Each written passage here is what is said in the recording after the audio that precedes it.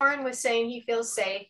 It's not an issue for him in various neighborhoods, that people his age do talk about anxiety and depression.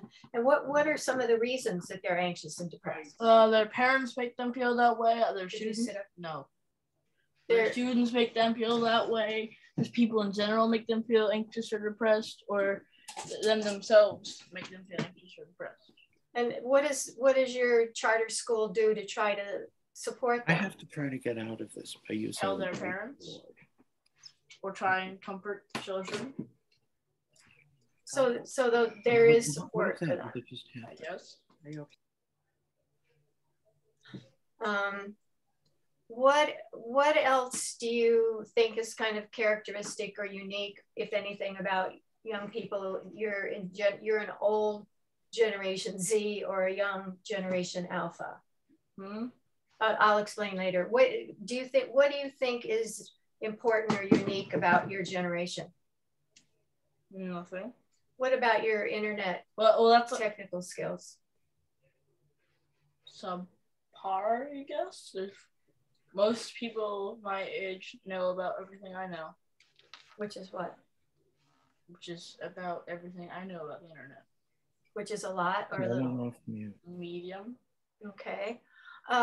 Does anybody have questions for our youth representative? All of our parents, for the most part, were married to each other for a long time. And a lot of your friends' parents are not. Didn't stay married, is that correct? Yes. Do you think it makes a difference or not? No. Okay. But I do think kids try to use that as an excuse to explain their behavior. What do they say? They say, the reason I act like this is because my parents aren't together anymore. And I got this one happened where this kid came up to me, was just being really rude, and then his answer was, "You don't know what it's like. You have to go to 2 houses every week." He said, "I do too." Yes, I exactly did. Yeah. Okay. Some people say that your generation is really aware of global issues, are pretty well informed because of the internet and that kind of thing.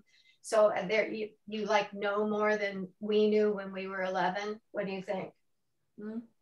If you had parents who cared a lot about the environment, you probably knew about it. It wasn't like an issue when we were young. Probably. Okay. Any questions for Soren? Yes. Do you ever use an encyclopedia? No, we have the internet. That's I thought. But he reads a lot. So he reads fiction. That's good. What's your favorite fiction? What? What's your favorite novel? Yeah. High fiction. What's high fiction? What is it? Yeah. Lots of fiction. The entire story is made up. Nothing is real. Good. It seems there a lot about mythology, gods and goddesses. Are you still reading like Percy Jackson? I stopped reading that a while ago. Okay. Because I finished it. Okay. You want to sit up a little bit? People don't want to just see the top of your head, maybe. Any other questions for him? Okay. Do you want to go see if the boys can play? Thank you very much.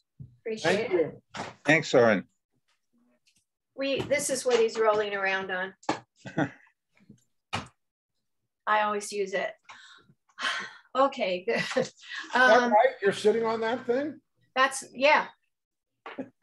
It really helps with your back. I bet. You ever take it down to the mailbox when you're going down? No. Okay, so I got 4 women and 4 men's survey responses. I'd like to get more. Should I briefly summarize them? Sure. Okay, everybody was born in 1943. Everyone felt safe as a child. Most people's parents didn't divorce. Most people were moderate Democrats, if they mentioned it. yeah, people said they roamed the neighborhoods with absolute freedom. You know, if you were like me, we came home, we ate, we left, we came back for dinner.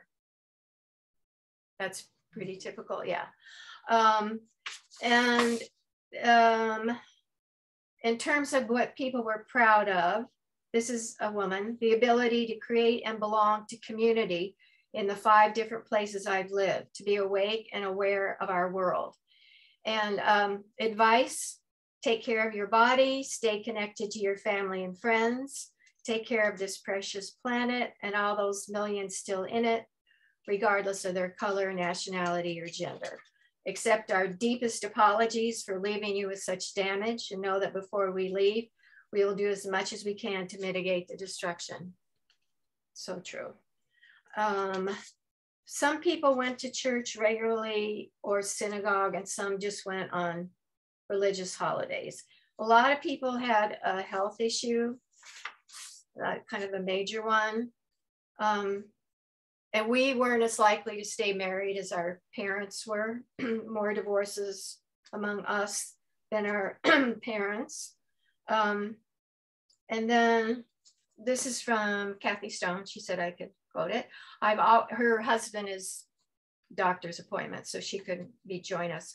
I've always found that dwelling on what I couldn't do or can't do anymore is a great waste of energy. It's challenging and rewarding to find other ways to enjoy life.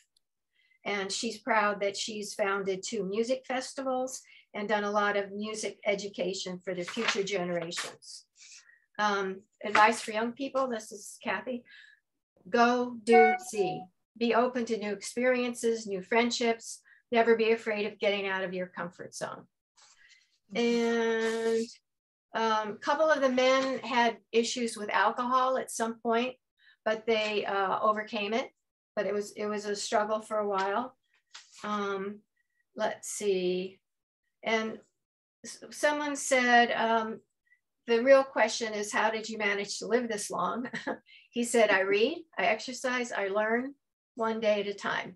I avoid all social media because I know how leaky it is. And this is from another man. He's proudest of being a good partner, parent, and loyal friend, hoping to be a truly decent human being. Advice, actually talk to people. Emails and texts don't convey a tone of voice or smile. Be wary of social media and rely on information sources you can't properly vet. Be curious and think for yourself. I'm amazed at how many young and not so young people end a relationship with a text. You know, they don't even talk to each other. It's like, yeah, I'm like, hello.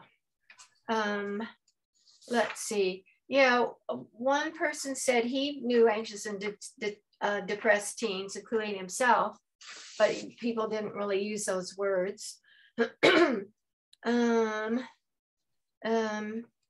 Let's see. This is from a poetic person about advice. Walt Whitman's preface to Leaves of Grass has been important to me. Dismiss whatever insults your soul.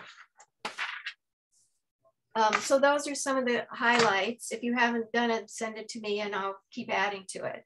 Let's hear from Anne, because we didn't hear from you before. Tell us a little bit about what you see generational differences and what you see as your major challenges and achievements during your life. Oh dear, I wasn't prepared for this. Okay. Let's see, generational differences. I'm mostly connected to my grandchildren, who are just a little bit younger than the Soren. I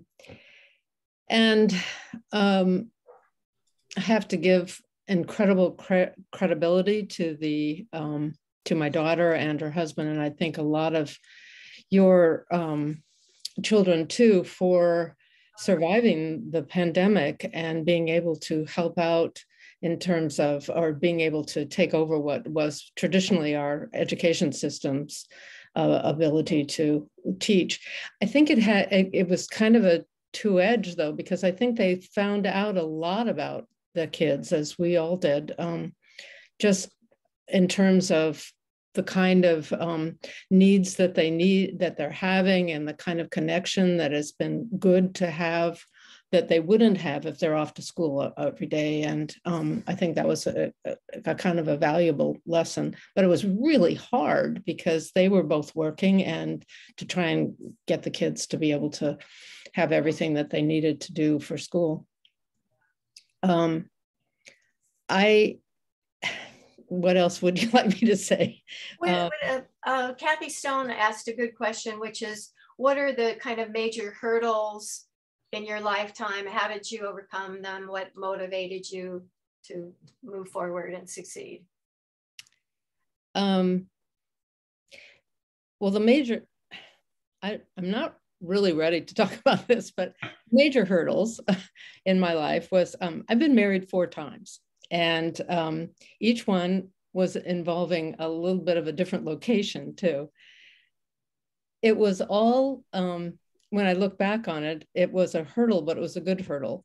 But the time that was the hardest was the time when I was single. And I actually learned more about myself and about the world and about how to function in the world as a single person than I did as a married person. I had some incredible experiences with each of them. And I am now married again. So that's sort of saying a good thing for marriage, I guess. The other things was just getting involved with a group of I would say like-minded people. I'm very much involved in the Berkeley Rotary Group, and we are looking at the global issues and trying to do something about them always consistently. We were one of the people that helped do polio vaccinations throughout the world, and been able to reduce polio. And now, of course, it's what we can do for COVID. We have put in fresh water around the world. We are just doing everything we can in terms of service to the world, and trying to figure out ways that we can be of help and solve some of the terrible climate crises that are going on. Becoming in that, my hurdles seem very small. I mean, it's just being able to help with others in the world. We have a terrific homeless crisis here in the Bay Area, and we've been trying as much as we can in small ways as well as big ways to mitigate that. And it seems like an endless issue. I think that I think that with most people, like personally, it's looking at our lives and recognizing we haven't got a whole lot much more time to live. And that's a hard one. And I would love to hear from any of you if you're facing that and saying, okay, how do we look at this in terms of what we have accomplished, and then being able to say goodbye, or it's time to go. It's a very poignant part in our lives. And I'm not sure what I'd like to hear from you all about what you find valuable to keep you thinking that it's been good, and it may be the next stage of a journey that we're all facing. And that's about it. It's kind of, I'm not going to tell you anything else. It's that. Just do you feel like each of your marriages was like a stepping stone, that was, I learned this, I learned this, I learned this. So it was like a growth process? Yeah. Yeah, it was.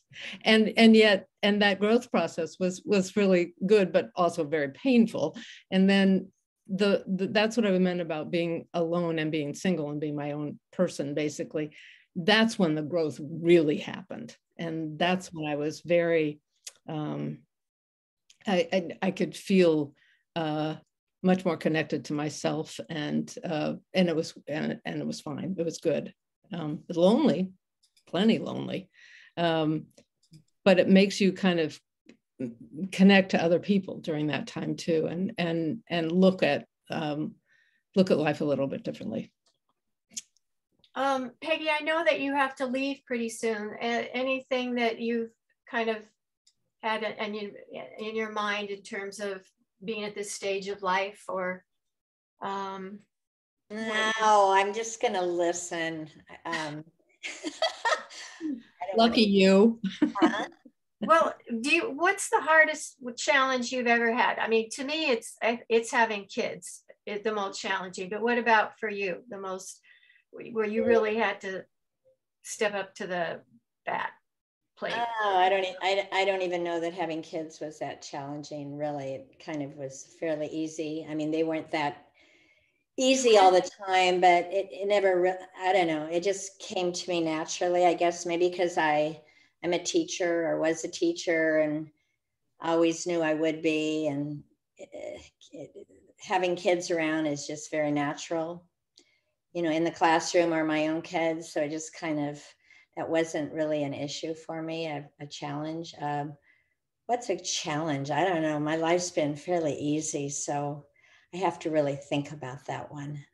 I just can't imagine that having twin boys wasn't challenging at times, because they have so much energy, and if they don't have other people, then they irritate each other and bicker, or maybe that's not how it was. My mom helped a lot, so with her, that made it all possible. So she lived right around the corner, so she helped me all the time. So that was cool. Yeah, that was good. That makes a huge difference to have grandparents. Somebody to help. Yeah. Yeah. Because my husband was like flabbergasted, so it wasn't easy for him, but it was fine. I kind of keep the peace with everything, and it's always seems to work out okay. Great. Do you have any reactions to Anne's thought about thinking about being towards the end of one's life rather than in the middle or someplace else? No, I don't want to think about that. Okay. That's too depressing. Huh? Well, I have kind of a mixed attitude about that. On the one hand, I feel mentally that if I were ever arrested, I would be treated as a juvenile. But and I'm very aware, you know. I can attest to that. He fits the bill. I've had some health issues. I've been in the hospital, and I joke that I've been in the hospital so many times I should have my own locker. But all of it, you know, I always come home and I keep going, and I feel good, and I'm happy, and I enjoy life. And I live in Orinda, so you and I are neighbors. Oh my goodness, you're kidding. I'm just right over the hill from you. Oh, that's great. And on my roof, I can see where you are. Yeah. Yeah. No, that's super. So I do think about it, but then like what's her name from Gone with the Wind, I start thinking about my own mortality, and I say, I think about it tomorrow.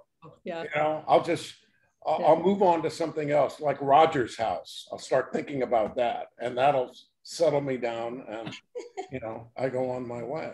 Would you say that health issues have been the biggest challenge or not? No, not at all. We have 4 children, and we lost our youngest daughter to a drunk driver. Oh my 10 God. years ago, and that was a challenge on every level. A challenge to our marriage, a challenge to even, you know, your health. And Michelle and I both hug each other like people being surrounded by a maelstrom, that we are so glad that we went through that tragedy together. If we had to go through that tragedy, we had each other to, you know, to fall on for the support. And it's so changed, especially my wife. Michelle, who never worked throughout our marriage of 40 years, that became incredibly spiritual and then started helping parents who have lost children. And there's a lot of them. There's an organization called Helping Parents Heal. And Michelle is very much involved in that, and I am too.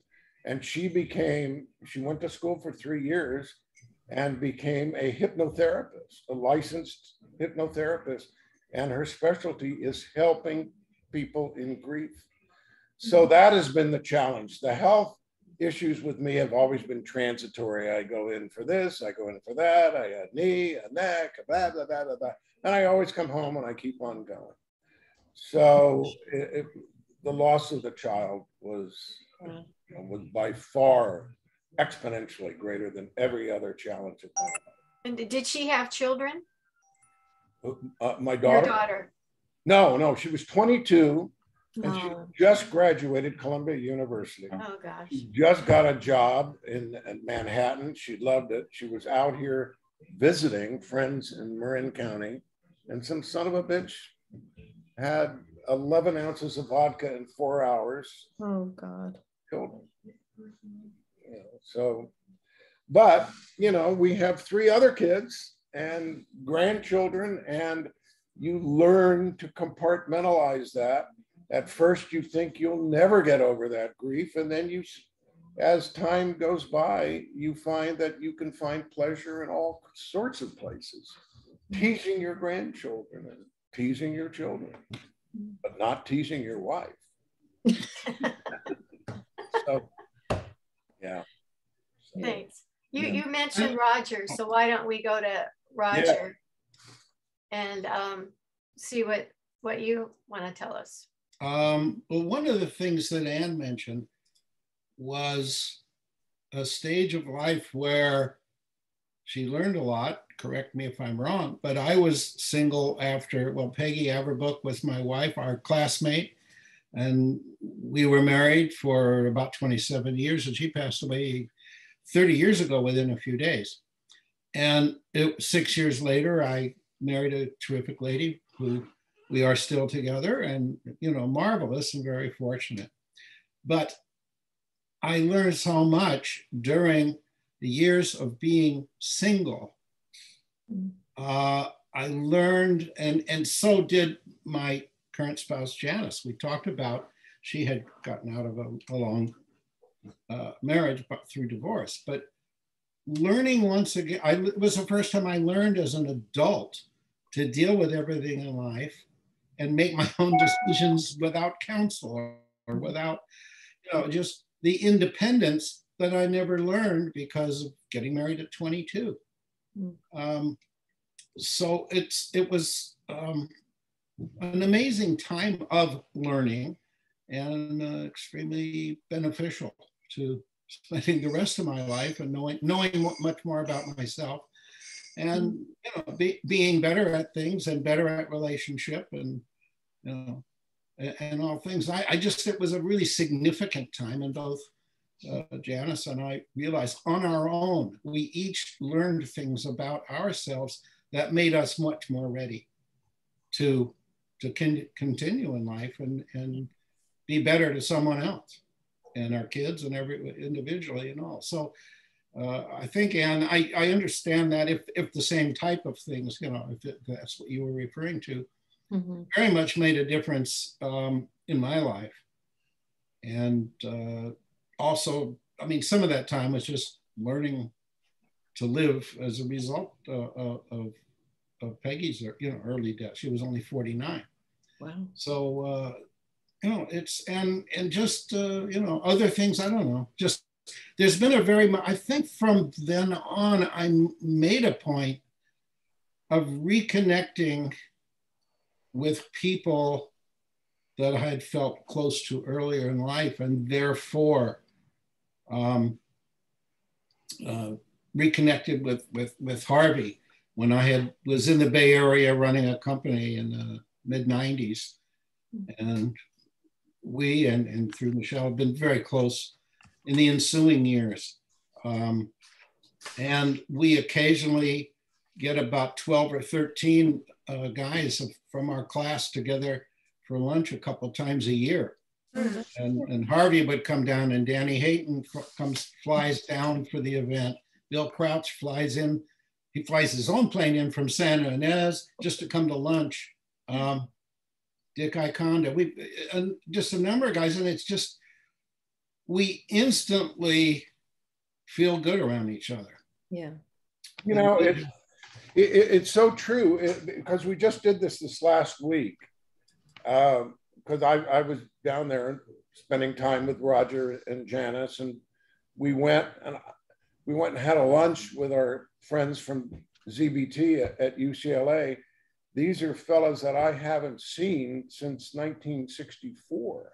Wow. And it was like we had never not gotten together every Sunday. That's I mean, just talking, they all look a lot older, but it was, we immediately just fell into good memories and love and all of that. And Roger, actually, I take my hat off to him, because I really isolated myself up here, and he dragged me down to these things, and they were wonderful. In fact, the last one that we had before this one, I sat next to Fernando Sendejas for an hour and a half.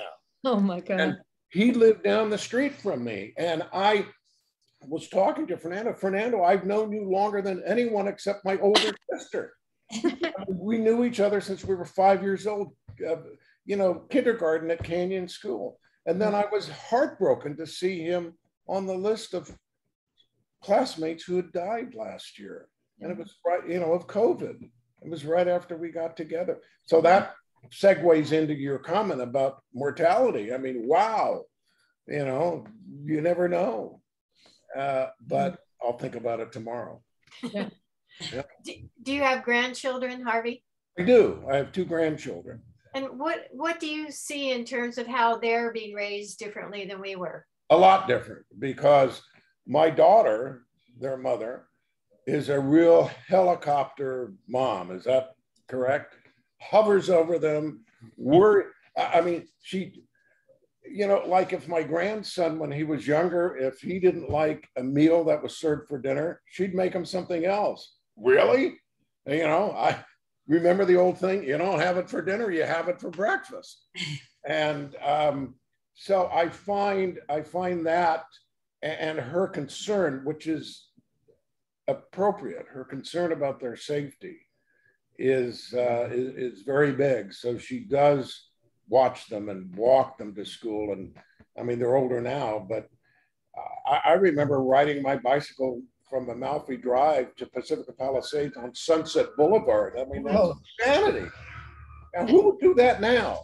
No. You know, we wouldn't do that now. So, and Michelle, who's 15 years younger than I am, when she gets together with this group and our contemporaries, she's shocked by how wonderful this group of people that I grew up with in the 50s and 60s is, compared to the group she grew up with in the 70s. Wonderful in what way? Because we're just all very open and non-judgmental, and we don't care what you did. We care about how you are, and that kind of thing. And she just loves to see that. And she misses the fact that she didn't have that. A number of her classmates died of overdoses. I mean, come on, how many of our classmates died of overdoses, or even dosed, let alone overdosing? It's and seeing, you know, this generational stuff. You know, if I was a grump, I would, you know, you got a lot of stuff to be grumpy about, how everything was so great back then and it's so bad now. But you know. Does anybody else want to comment on what you see? Well, what about Joel? Because you teach young people, so they're what do you notice in terms of their attitudes? I just read an article that said that college professors were complaining about college students because of the pandemic didn't respond. They were like zombies in the classroom, didn't interact, didn't do their work. they got bad study habits because of being out so long. But I don't know, what do you observe with your students? Oh, my students are incredible. I mean, they're, first of all, most of them are heavily into what we call STEM subjects: science, technology, engineering, math. But they welcome an opportunity to take a course such as my courses in arts and humanities that allow them to tap into their inner life, and they're really good at it, especially in class discussion, and quite often in their term papers. And I don't know, I'm filled with admiration for them. I wanted to comment on what Anne had brought up originally about the fear of mortality, or the anxiety about mortality. I have to make a confession that up until last year, I had never arranged for my own burial.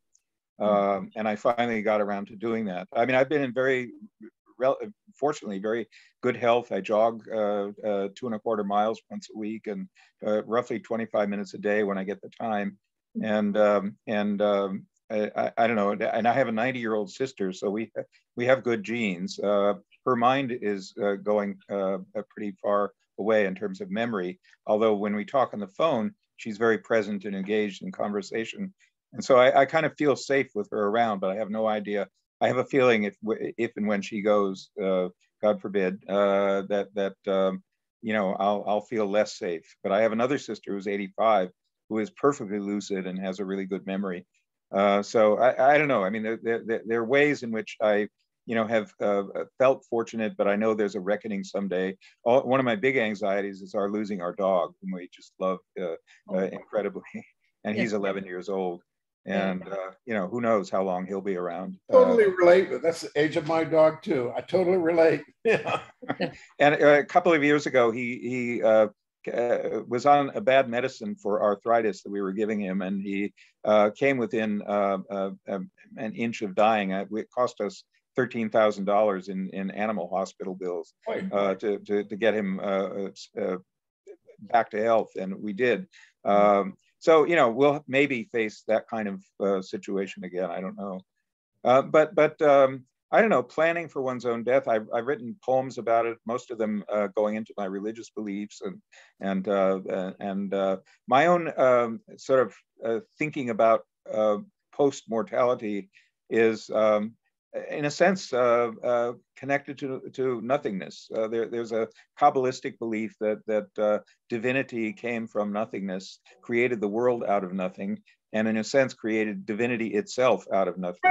And I somehow am very enamored of the idea of going back into nothingness, or at least into the continuum of being that we all are part of in some way. And I don't know, just that is partly what I've thought about. But I've had pretty good heart health. My main surgeries in recent years have been related to stomach problems. One was, you mentioned alcohol use. I had drank too much and gave myself a stomach ulcer in the process. And I had to go in. I didn't have surgery for that, but I had to be watched carefully. And then the next year, I wound up having surgery to change the shape of my stomach, because I had polio at the age of 3, and my thoracic diaphragm doesn't inhale fully. And so because of that, somehow it changed the shape of my stomach. I don't know the physiology of that, but anyhow, that was an issue, and I had to be operated on for changing the shape of my stomach. But what enabled you to stop drinking? Just the knowledge that I had this vulnerable spot. I didn't consider myself an alcoholic. I mean, occasionally if I'm in a group where wine is flowing, I might have a glass of wine, but I don't drink on a daily basis, as I was doing. I was doing not just wine, but brandy and hard liquors, and Carol was getting on my case about it as well. So in any case, I knew it was time to stop. And when I have to stop, I do. And I don't know, somehow it was easy. So you don't find, to go back to the young people, you don't find them entitled or apathetic or lazy or tuned out or? No, not at all. They're very involved with the world. They're very and they're into social causes. You know, they often don't have time to get beyond their studies in a given year, but you know, often just from the qualities of their writing and the way in which they are alert and tuned into themselves in class discussion, I've been really impressed and in a certain way envious, because I don't know if was our own generation that introspective. I'm not sure. I mean, part of it is after years of having been a terrible teacher, I started wanting to listen to my students more, and I now, you know, make a large part of the class. One of the features of my courses is that students have to lead discussion. They have to be teachers to each other, and in doing that, they you know, respond incredibly to the movies. Or I teach both film courses and courses in biblical literature, which are my two present and past academic fields. Where do you teach? Tufts University in the Boston area. Oh, I know. Okay. You know the place, yes? Absolutely, yeah. Yeah. So it's hard to get into that university, right? So they're highly qualified to start with. Yeah, they're pretty bright. Yeah, they have to be pretty bright to get in. Yeah, that was one of the schools my daughter was considering going, so we went there for the college. She settled on Columbia because she wanted to live in New York for 4 years. So she says, when could I live in New York and have somebody else pay for it for 4 years? That was the deciding of all the schools, you know. Oh gosh.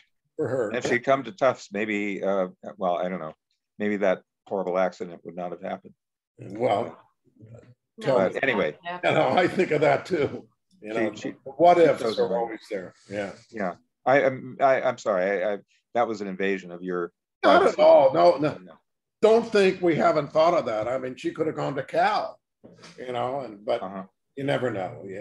You can't bemoan those things over which you really don't have control, except in hindsight, and none of us. Well, you didn't have control at all. Yeah. Let's see, John, why don't we hear from you? Well, I guess the thing I'd like most to say is the thing that I've liked about the reunions, and the thing that has most touched me was getting to know Joan Klein. I knew her just mostly by sight, but also, as I mentioned to you, Gay, an act of kindness she showed me in the 10th grade always stuck with me. And I started speaking to her at one of the reunions. I'll say this, I know everyone that went to Emerson. I know most of the people that were in the classes. I remember people, I found out I just have a very unusual memory. When there was a reunion committee, sometimes Joan would ask me if nobody could identify anyone. And that's been part of my interest in this. I mean, even from elementary school photos that, you know, people couldn't, who's this? I knew, I just know people because I was there and they were walking around and I knew who they were. I didn't realize it at the time. So I think that's pretty much what I have to say, and that's kind of what I'm here. I'm a painter and I draw.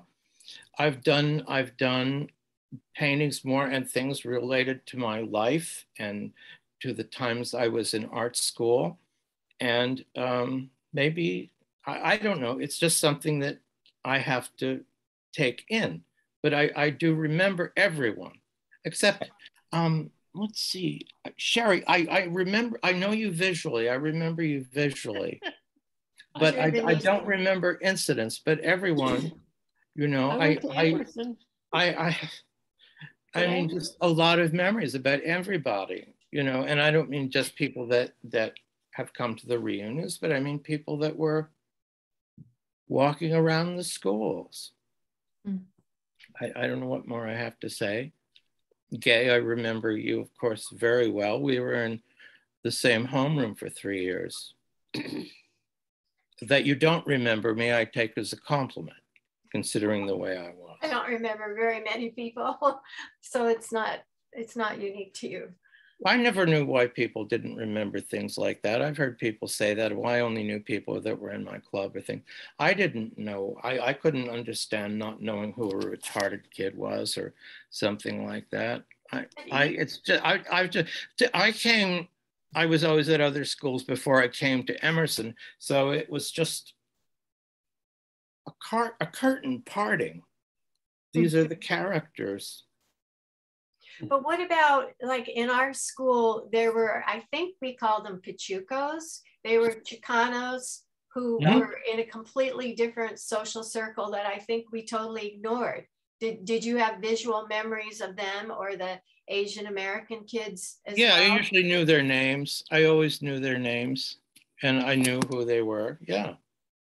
I had a friendly relation with Tony Hernandez, who was in a class of mine. Yeah, he was a really good guy. Yeah. Leonard Durant, Louis Romero, and of course, Guadalupe Lopez. Oh, We all remember Lupe. That's a blast. Yeah. Lupe. Yeah. I just want to about these things is you hear these names of people that you haven't seen in decades, and then immediately the face comes to mind. It all comes back. A 17-year-old face comes to mind. Yeah. The face comes to mind. Yeah. I mean, I would sit and say, anyway, I mean, we were sometimes put together in assemblies and things alphabetically. So Landry, Lawrence, Lees, Lopez. Yeah. Yeah. John, what would you say about challenges and how you've overcome in terms of Kathy Stone's question?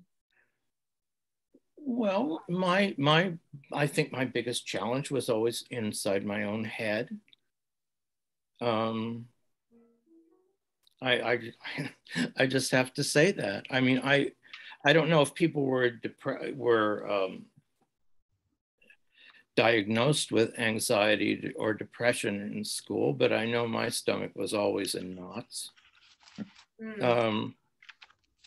I was very fond of self-medication as soon as I found it. And in the form of alcohol or pot? Alcohol and pot. I'm just very fortunate. I stopped for very long periods. Like the last time I had anything to drink was 27 years ago, or 1997. Then I didn't drink at all during the 80s. So I don't know if I hurt my health very much with it. But aside from that, I think I've been my own worst enemy as far as a lot of things like that. It dwells up here. Well, and I think there are a lot of people like that, and a lot of people I knew that were anxious. I have lost a lot of, I generally kept the friends I had at Emerson and uni. And I've lost, including Joel and Fred Marks, who's ill and he can't make it tonight. He wanted to. And, but you might remember Chris Cabot, he accelerated. I was very, very good friends with, and he graduated with our class. I was very close friends with David Rich, who died in 2019, who's the closest thing I've ever had to a brother, which means we had a lot of troubles together. Bob Kroll, who went to Emerson, he died in 2020. I've lost a lot of my closest friends, and I feel a world without Chris Cabot, I have to redefine the world. Yeah, he died of COVID in 2020. Yeah. A really big loss. I felt that way. David Rich. I mean, I always loved humor. I loved laughter. And I remember riotous laughter with my friends, often compensating for our neurotic bad feelings. But I love silliness. So are you saying that the youth in our generation were probably just as anxious and depressed, but didn't talk about it? I don't know if depression was a diagnosis. They used to think, psychologists used to think that children could not be depressed. Yeah, it wasn't a diagnosis for children. We never heard talk of it, did we? We used the term, I'm depressed. Well, like I broke up with my sweetheart, I'm depressed, but that's different than more chronic depression. Well, I mean, we listened to Oscar Levant. He had a nightly show. I've been in a state of deep depression. So, I mean, I thought that was pretty cool. So I used to like to say that, you know, I'm in a state of deep depression. You know, I mean, it was shtick. Yeah, we didn't really know what it meant. You know, we've had class members that committed suicide. I don't know how they felt during their time at school, though I was very close with, I was close friends with Mike Aitchis. Yeah. And Mike Aitchis died of a heroin overdose in 1964. And he had a lot of very difficult problems. And you know, who's that? Who? Mike Aitchis. You probably would not have known him. He was at Fairburn Avenue Elementary School. He and I have had known each other since age 5. And he was a genius. He published a story in the Atlantic Monthly when he was 12. And you know, I think it was an issue devoted to kid fiction, but in any case, he was very precocious, and he was a mentor for me in so many ways. He introduced me to literary classics and left-wing politics, and you know, all kinds of things as we were growing up, and then you know, and we stayed in touch all through my college years, and then I'm sorry, up until 1964. Not fully my college years, but that was when his mother had committed suicide when he was 14. He was very attached to her, and that really drove him off the deep end. And he had a nervous breakdown. He was in mental hospitals for off and on for a long time. And she had her suicide had to do with uncurable pain that she was saddled with, and in any case, the whole was a chain reaction, and he was doomed. He was doomed. In a certain way. He was doomed. Yeah, that's sad. That's sad. I didn't suffer depression, but I suffered anxiety a lot. Yeah. That's me. That's me. I mean, yeah, I was on the track team, so I was always. Fridays were leading up to the Friday track meets. You know, I always had the butterflies in my stomach. And then I wanted to go to UCLA. So I had to get the grades and I had to pass the, whatever it is that, you know. SATs. The SATs. So everything. And then in UCLA, I had to, you know, going to law school, I had to pass the LSATs and I had to do the application. So everything was anxiety, but depression, no, just anxiety. I think that's probably a common thread among many of us. I don't think any human being goes through life without anxiety. You know?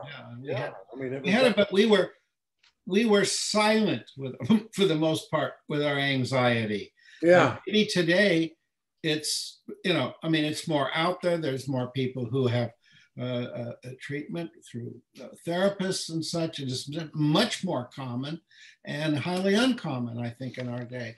So I think there was a lot of anxiety, but that was silent, you know. Yeah. Not because Prozac helped not because we were the silent generation, you know. I think that was our parents, is in my book, you know.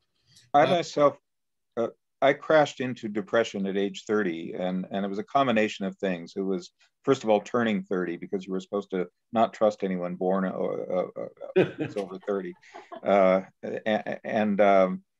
But there was other stuff. I mean, I was in my second or third year of graduate school. I was trying to carry 2 doctoral programs simultaneously. It was very misguided, and I was, you know, staying up all night and and working on writing and getting 2 hours sleep. Plus I had a job 130 miles away, teaching at a campus of the University of California at Davis. And I don't know, it was just a way over subscribed life. And then only something I've only been discovering over decades is that the depression goes deep into my family background, because I think my mother and her sisters were sexually abused, either definitely physically abused and maybe sexually abused by their father in their youth. And I only know this from the effects on them. They were all emotional basket cases, including my mother.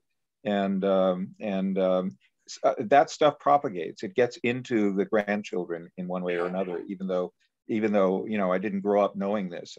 I only discovered that I had an aunt who died in the 1950s, who had been hospitalized in a mental institution for what they called psychosis, but I think it was undiagnosed depression. So depression runs in the family. It's also a Central European, Hungarian Jewish trait. I don't know, I gradually learned to live with it. And also somehow that revelation about my mother's and my aunt's, was really an important source of peace of mind for me, or at least a way of coming to terms with my own propensity to depression. I still take antidepressants, but in a very much more mild way than I used to. Is that your beloved dog? That's one. Lambert? That's Lambert. Wait, hold on. My dog thinks it's real. He's a giant. Sherry, let's hear from you. He's a ginormous German Shepherd, and best alarm possible. Anybody comes up that driveway, we know it. Yeah. Okay, Sherry, tell us what your thoughts are. Generations, challenges, getting old. Where are you on all this? Sherry, what was your name in high school? Benisi. Benisi, yes. Uh-huh. The problem with getting old is that the alternative is no good.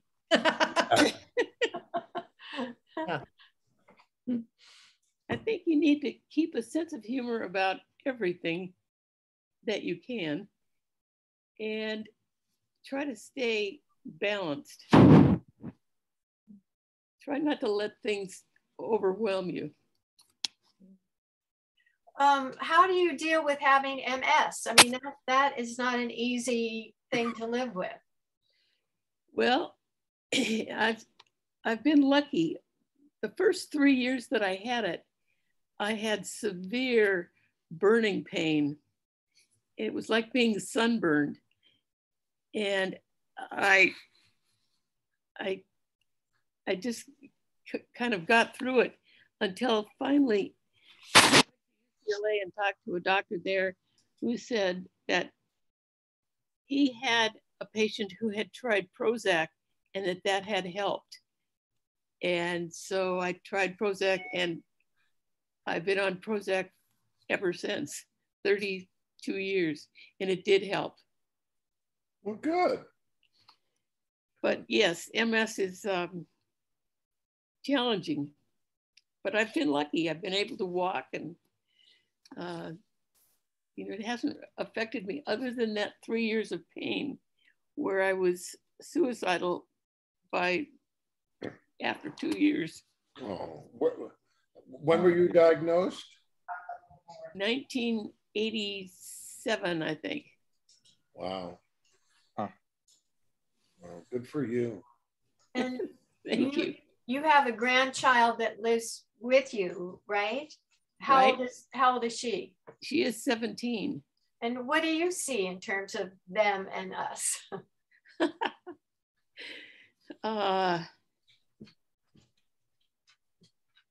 Well, Remember, she was born with Lyme disease that her mother got when she was younger, and then passed that on to her daughter. And so she's had a challenging 17 years, but she's got a job now and a car, and she's doing real well. Good. And what do you see in terms of your pediatric nurse history and your granddaughter in terms of their mental health status? I don't know how to combine those. My pediatric history was 17 years of being head nurse of pediatrics at Cottage Hospital, where I got to make all the rules. And one of the rules was that the parents need, or at least one parent needed to stay with their child if at all possible. Because when I first got the job, there were visiting hours for parents. And I thought that was absolutely inhumane. Yes. But when I was going to nursing school, they showed us a movie called A 2-Year-Old Goes to the Hospital. And it was made in England in the 50s. And in those days, the parents could only visit on Sundays for about an hour or so. And the effect that it had on a 2-year-old was profound. So I thought, okay, I'm going to make sure that this never happens again. Good. So we've heard from everybody. Where did Judy go? I can't see her picture. He dropped out. Judy disappeared a long time ago. She did. Yeah. Yes. I didn't see her. I have a question for Joan. Is your brother Eric still around? Yes.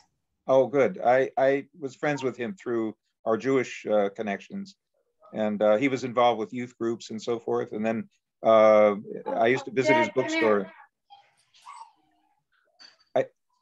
I used to visit his bookstore in Santa Monica, and anyhow, please say hello for me. Wait a minute. If you give me a Jed, come here for a sec. yes. Okay. Okay. I'm going to introduce you to my son. Shut the door. Okay. Come and sit down for a second. This is my high school graduating class, some of them. Sit down and say hi. She started the whole thing with all the views of This is my son, Jed. Hi, guys. Hi, Jed. Joan Klein lived down the street for me on Benedict Canyon. We used to ride our bikes way down the canyon to the Harold Lloyd estate. Do you remember that, Joan? Yeah, I do. Except I couldn't do that because I'm older than him, and he was. Oh God! Why did it all falls apart. But yes, so if you want to say again to me, I'll tell you.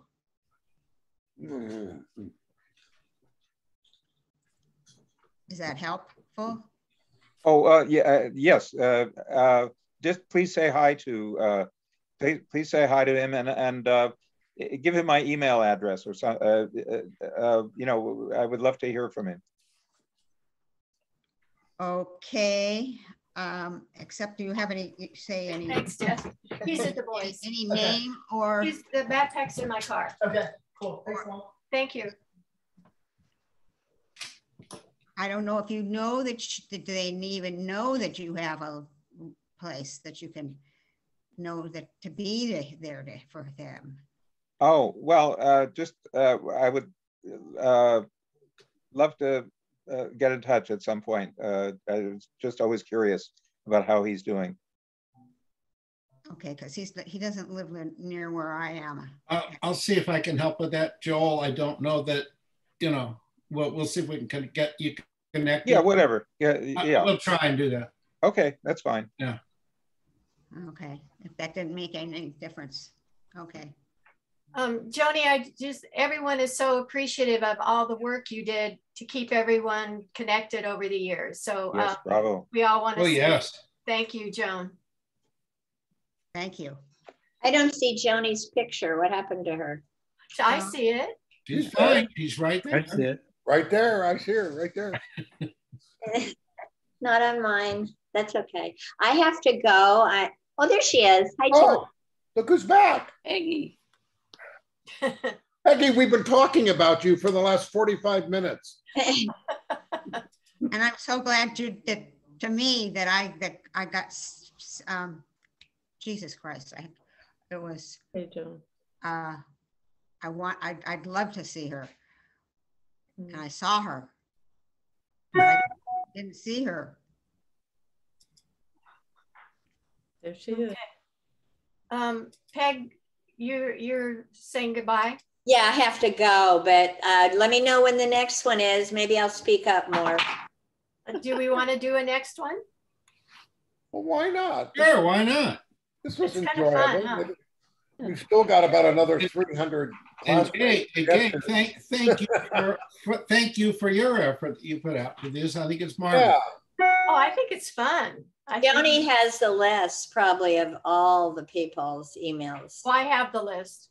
Oh, you do? Yeah, Dave Oh. Kuhn gave it to Yeah, me. you got it from Dave, right? Yeah. Yeah. Sure. And where Yeah. the heck is Dave today? Well, he had COVID. Right. And he could sit and I know. I talked to him yesterday. I thought he would be here. We wouldn't get COVID from him on the Zoom, you know. That's true. Well, wait, is he still playing? Is Dave still doing what? Playing? Yeah, still playing. Is he still playing? You know, in oh, God, so screwed about. I think he's struggling with health issues right now. Yeah, he is. He's got some issues. Yes. Yeah. Yes. Oh, dear. But he and Rose are together, and I interviewed them for my book on happy marriages. So there's a chapter on Dave and Rose in that book, which was fun. That you guys will have written up. Yeah, they've been married forever. Yeah. And a day. Anybody else have any questions, comments, observations? I would just go ahead. Go ahead. Well, I'm mostly gay. I'd be curious to know what attracted you to doing this project. It's the story of my life is that I'm curious. Curiosity has motivated all my books, all my teaching, everything that I've done. I'm curious what happened to people that over the years, and I'm interested in generational differences. I'm interested in youth. So that's what motivated me, curiosity. Great. And it's fun to see people that you care about, you know, like Peggy and Joni and Sherry. Yeah, you were always a step ahead of everybody. Most of the time I didn't know what you were talking about. We're still here. Well, I remember once, Gay, there was some discussion going on. This was in high school, and somebody asked you, why do you think we're here on Earth? And you answered, to learn. I still think that. But I would add, and to help others and to enjoy the creation. So I think 3 things. But it's interesting because I haven't changed my beliefs since high school. So they're really simple. Karma, reincarnation. You got a lot of that from your mom, right? Yes. Yeah. Yes. She was really a very positive person. Yes, absolutely. Yeah. You know, I do want to pipe in here one issue about, or a discussion about our mortality. One of the things that my wife has helped me on is that I'm looking forward to seeing my daughter who passed away, because I truly do believe that I will see her in the next life. I really do. And I was very cynical about that for decades until I experienced it. And started on this path that my wife took me on, hypnotizing me and introducing me to those people who have also lost their children. And now I am convinced that it's not nothingness on the other side. There is something on the other side. And I don't fear my demise. In a certain sense, I'm content with it. And I'm also optimistic that I will see my daughter on the other side. But one thing I want to be able to do is, if I don't, I want to be able to tell people here that you don't see anybody on the other side. There's nothing there. But I don't believe that, and it's comforting to me. Well, I think there's lots of studies. The University of Virginia psychiatrists at the Institute of Perceptual Studies have interviewed over 2,500 children who remember their past lives. Mm-hmm. And they remember, and then they start losing their memories around 7. They forget. But there's incredible stories of a boy who remembered being a fighter pilot shot down over Japan. I know that story. Yeah. Right. I know that story. Yeah. So to me, that's good evidence of reincarnation. And another thing that interests me is I did a book called Mysteries of Reality, and I interviewed visionary scientists. And one of them is a brain surgeon, Eben Alexander. And he wrote a book. He was brain dead for over a week. I know that book. Yeah. I know that book. I know that guy. Yes, absolutely. For people who don't know, he was in a coma, brain dead. He said his brain turned to pus. And afterwards, he wrote about all his experiences on the other dimensions when he was in coma. And they're really beautiful. I mean, they and other people like Robert Monroe have described what the other dimensions are like. And death is not scary. Being an invalid or being confined in a hospital bed, that's scary to me, but not death. Yeah, that's scary. Yeah. Yeah, I agree. I mean, I don't necessarily fear death. I just want enough time to be with the people I love, and don't feel that I want to be cheated by that. But my wife and I get up every day and are so thankful that we are here and able to enjoy each other and enjoy life, and and our children. So and the same thing though, she keeps saying we should get a plot. And I just go like, I don't care. I don't know. But it's not because of not wanting to face the eventual fact that we'll die. I am completely ignorant about what happens when I die. I have no expectation at that point. I think I'm gone. And I think what lives on is just simply whatever memory anyone I ever knew had of me. I mean, so, and I'm unconcerned about it because I have no control over it. There's thousands of stories of people who have near-death experiences, and they all report going through a tunnel of light, being greeted by a being of light. They do a life review where they really feel how I did this and how this person reacted to that.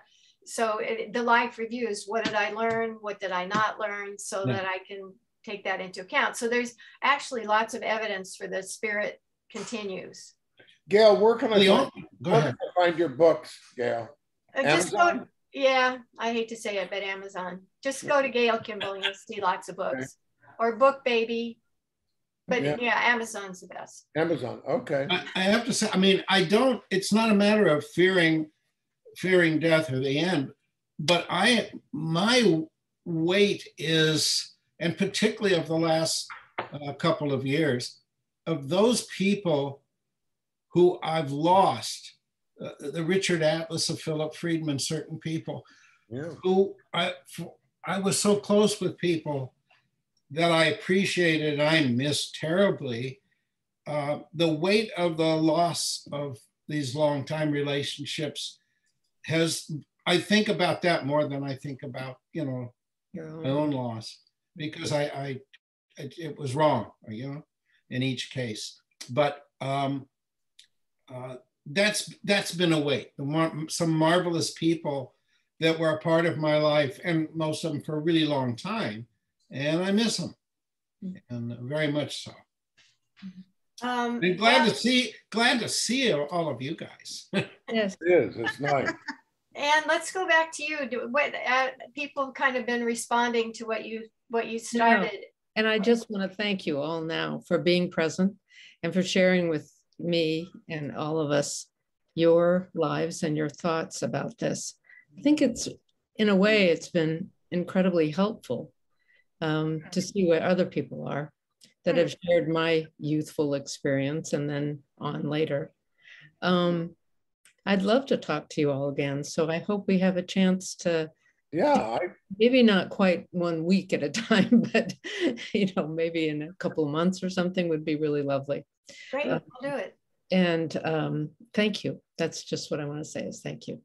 Your skin looks great. How do you keep your skin so beautiful? I don't know. Maybe it's a filter on the. It's a Zoom filter. Zoom filter, no question about it. Zoom filter, yes. You look marvelous, darling. You look marvelous. Okay, then. So we will say adieu, and we'll do it again in sometime in June. Before you sign off, I just wanted to say that John Lees, who is here as Ruth Leonard, is a critically acclaimed painter, and you should read the Wikipedia article on him. We have art both by John Lees and by Ruth Leonard up all over our house. He's quite amazing. I'm looking at a Lees painting right now. Why don't you show us? My goodness. Well, this is not representative of his later work, but this was a painting he did of me in 1970 when I was visiting Los Angeles. What it was, 70 or 72? I can't remember. But anyway, and this is a painting of me as a minister. He saw me as being in religion in New England, and painted me as Cotton Mather. Anyway, his style has gotten much more painterly, I guess you could say. Do you see it? Joel, that's sweet. That's very sweet of you. Yeah. Very nice. Yeah. John, do you want to show us anything that's easy to show us? Art-wise? Do you find it? Well, nothing finished. I mean, it's just sort of, I'm here in my studio. It's like, I don't know, you'd see, I'm sort of an anachronism. But I'm if you just look at John Lee's artist, it's on the internet, there's stuff there. But that's very sweet of Joel to bring that up. Well, do you have themes or, go on like kicks where you have a certain focal point that you're exploring, or like what kick are you on now? I think it's called periods, not kicks. I've just always been involved with memory, and I'd say the very specific things of my life, and places I've lived. I mean, I spent 7 years in a small town, Denville, New Jersey. And what I talked to you about, about with Joan, I always told Joan I thought she was an artist and that her artwork was these reunions. And I went to see her once in LA, and I said, "Where's your studio?" And she said, "I don't have a studio. I'm not an artist." Well, where's the room where you plan the reunions? And she took me in. And of course, it was an artist studio of an artist that was a conceptual artist. It was basically kind of empty. There were tables with things on it. There were notes on the walls and pictures, all relating to this. So I felt I connected with her because I've just always been involved with memory. There was a boy that went to Emerson, Carl Goldschmidt, Wow. I don't know if he had MS or something. His father was a psychologist. And Carl, I was a savant. He saw you at a movie theater, he would tell you the day and the date. Do you remember that day on May 13th, 1956, when we saw Snow Creature at the Bruin? Or if in an art class, he would be able to look at a jukebox, and he would draw the entire jukebox, every song title, every artist. I mean, fill it up, rows, rows, rows. I have something about that going with my memory. I was never able to tell my memory what to do, but I can sort of almost place any event up to a certain point, almost down to the month and the year. I can name all the teachers I've ever had in school. It's just, and so it's not nostalgia. I mean, I certainly don't wish I was at uni. I don't wish I was at art school, but it's sort of like this feat. You know, it's just a feat of what my memory can do. But for a while, I thought it was nostalgia, but I felt very double-crossed by nostalgia. Do you think it's highly visual? So is your memory visual? I don't know what it is. I think it's clerical. Because you see in terms of numbers and faces and... To me, I see it it's like this river. I've drawn it like that. It goes like this, you know, say if we're here and we go through 2010, 2000 turns, we're at 1990. It goes back 1980, 1970, 1960, 1950, back to 1943. And I used to think of myself as a time hawk that would be able to fly over it and look down on it. And I could land. I could land. There is a picture of the boys' field at Emerson that Michael Carr had. And if we could blow that up. I don't know if you can. I don't think you can from a little photo. Is Michael still with us? Is Michael still with us? I don't know. I haven't seen him since the 40th reunion. You mentioned him. Yeah, I haven't been, no memory, but all of a sudden, of course, his name brings up the memory. Yeah.